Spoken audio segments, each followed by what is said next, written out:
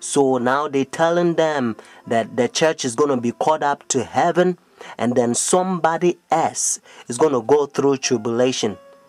But Paul says, yea, whosoever shall live in godly shall suffer persecution. When Shadrach, Meshach, and Abednego, notice in Daniel chapter 3, when they throw them in the fire furnace, you know what happened? God saved them. And according to Daniel chapter 6, King Darius, when they threw Daniel in the lion's den, God saved Daniel. God helped us to understand that He has the power to stop pain and He's in control. And according to Daniel chapter 12 verse 1, Bible says God's people shall be delivered. Notice, in the time of trouble such as never was.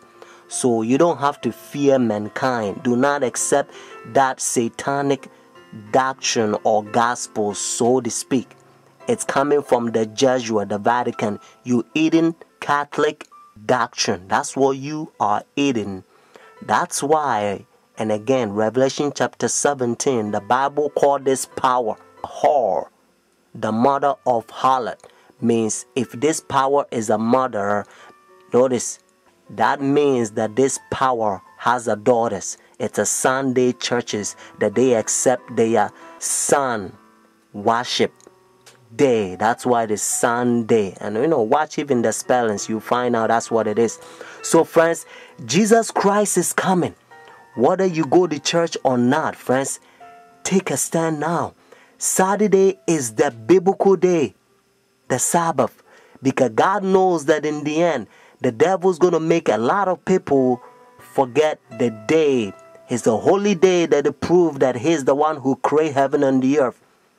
Friends, that's why He began by saying, remember the Sabbath day to keep it holy. Oh, friends, isn't that sad? Said Jesus. Why you call me Lord, Lord, and do not the thing which I said? Says Jesus. These people confess me with their mouth, but their heart is far from me. Luke chapter 23, verses 50 to 56. And also Luke chapter 24, verses 1 to 3. In order for you to understand, you have to know that the Bible says all things was made by Him. So Jesus Christ created this world 6 days, and the 7th day He rested, according to Genesis chapter 2 verses 1 to 3. And then when Adam and Eve they sinned, redemption, He came and He died for us.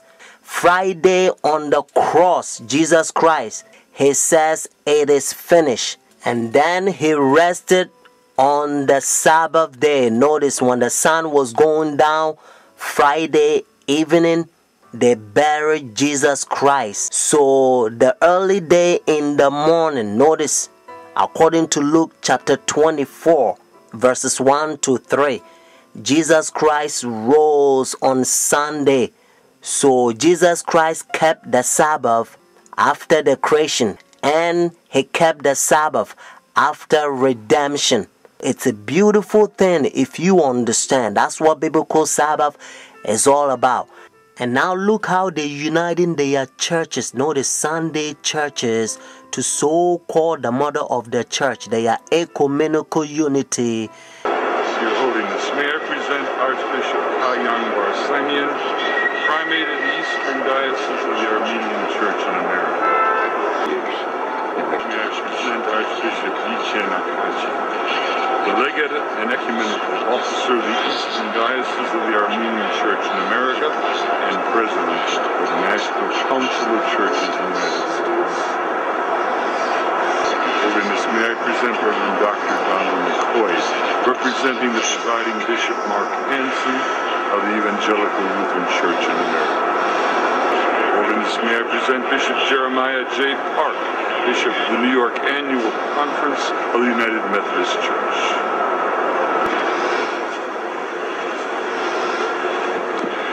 Your Holiness, may I present Reverend Wesley Granberg Michelson, the General Secretary of the Reformed Church in America.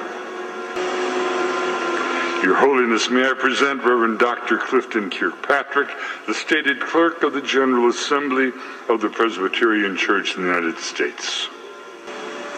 Your Holiness, may I present Reverend Dr. William J. Shaw, President of the National Baptist Convention, United States. Your Holiness, may I present Bishop James Leggett, General Superintendent of the International Pentecost Holiness Church. Your Holiness, may I present Dr. Leith Anderson, President of the National Association of Evangelicals. Your Holiness, may I present Bishop David H. Benke, President of the Atlantic District of the Lutheran Church, Missouri Synod. Your Holiness, may I present Reverend Dr. A.R. Bernard Sr., President of the Council of Churches of the City of New York. Your Holiness, may I present Elder Bernice King, daughter of the civil rights leaders Martin Luther King Jr. and Coretta Scott King. Your Holiness, may I present Reverend Jimmy Song Jilim, Executive Director of the Council of Churches of the City of New York. Your Holiness, may I present the Right Reverend Mark Sisk, Bishop of the Episcopal Diocese of New York. Do you understand the language, Your Holiness? And this is how they call this power. He think he is God. That's what their teachings is all about, friends. And you also know that when the religious leaders, when they come to meet this power, they wearing black. Notice, dark color. They represent the sinners, and he represent God.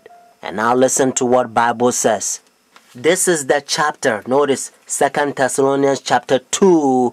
This is the chapter the Protestant Sunday churches, they are forefathers. They used to protest against this power during dark ages, and they call them Antichrist. Notice Antichrist. But now you don't hear from Sunday churches anymore, because they betray their forefathers. Let's start from verse 3. Notice 2 Thessalonians chapter 2.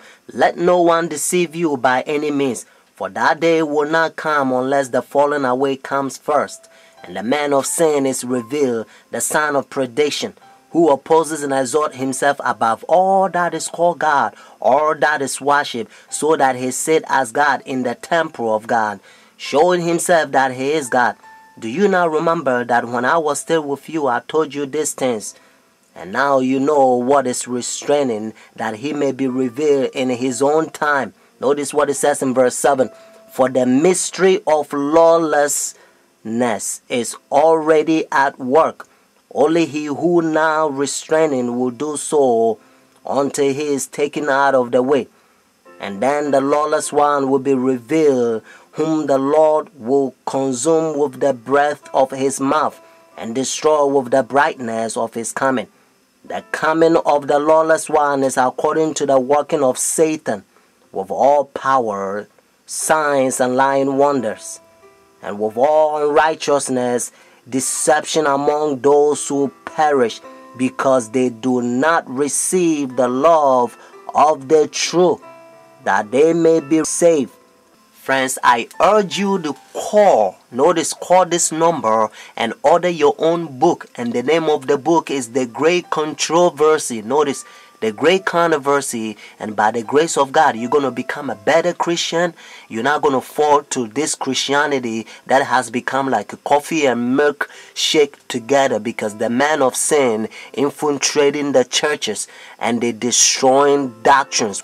The phone number here is 856-503-5893. One more time, 856-503-5893. Friends, also, if God is touching your heart to support God's faithful ministry so that we can speed up this gospel to a lot of people so that they can hear what you are hearing, because heaven is ceaseless ages. Benedict XVI heads to the U.S. this coming week for his first visit here since being elected Pope 3 years ago, where the war in Iraq is expected to be high on the agenda. On Friday, Benedict travels to New York, where he will address the United Nations General Assembly. The UN event was his original reason for coming to the U.S., and many experts believe that speech could be the most important of his trip. Kim Lawton takes a look at the unique role the Pope and the Vatican play on the world stage. Soviet leader Joseph Stalin was once questioned about the influence of the Vatican. Stalin is famously said to have replied, "The Pope, how many divisions has he got?" The answer, as it turns out, is more than Stalin and many others might have guessed. Experts say the Pope and the Vatican wield considerable global influence. They don't have economic engines they have to feed. They don't have armies. They don't have land. The Vatican is only 106 acres. It's the smallest nation state in the world, but it is a huge moral, spiritual superpower. In questo momento